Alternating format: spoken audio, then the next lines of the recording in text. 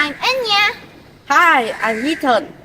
We are from SJKC Chongqing.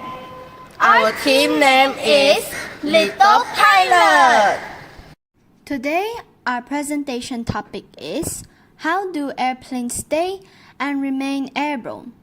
Please stay tuned and enjoy the presentation. Look, Ethan, I found a book that explains the principles of flight.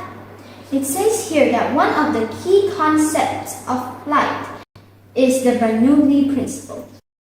Let's conduct an experiment to observe the behavior of an airfoil wing under the influence of airflow. We will be setting up as per this diagram. Okay, Ethan, let's place the paper wing on a flat surface. Now, when we turn on the hairdryer and blow air towards the paper wing, observe what happens. Look, Anya, the paper wing rises into the air. It's flying. Wow, that's incredible. But I still have a doubt. Is it really the airfoil shape that causes the lift? That's a good question, Ethan.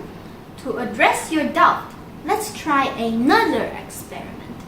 We'll use a flat piece of paper without any shape and see if it can be lifted as well.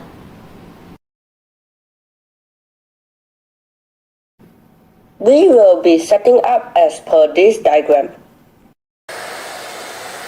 Look, Anya, the flat piece of paper doesn't rise. That's right, Ethan.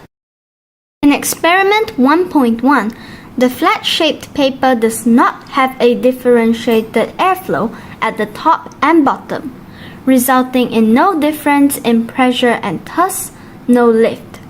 However, in experiment 1, the airfoil shape causes a differentiation in airflow, leading to a difference in pressure and ultimately resulting in lift. I see now. The airfoil shape and the Bernoulli's principle work together to make flight possible. But I have one more doubt. How can we visually see the difference in airflow between the top and bottom surface of the wings? That's an excellent question, Ethan. To observe the airflow, let's build another experiment. We'll create an aerodynamic model using a board and attach propellers at different locations. By turning on the fan, we'll be able to see how the airflow differs between top and bottom. Okay, Ethan, our model is ready. Let's turn on the fan and observe what happens to the propellers.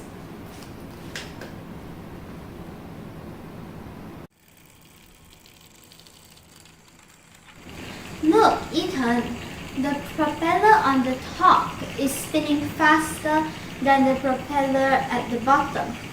It confirms that the Bernoulli principle is at work, where the faster airflow on the top creates lower pressure, resulting in lift. Absolutely, Anya. The difference in propeller speed clearly demonstrates that variation in airflow and pressure distribution on the top and bottom surface of the wing. This experiment helps us visualize how the Bernoulli principle affects the airplane's flight. The faster airflow on top generates lower pressure, allowing the airplane to lift and stay airborne. It's truly fascinating to see this principle in action and understand the science behind flight. I'm glad we went on this journey of exploring together, Anya. Me too, Ethan. It's amazing what we can learn through experimenting and observing. Let's continue our scientific adventures and keep exploring the wonders of flight.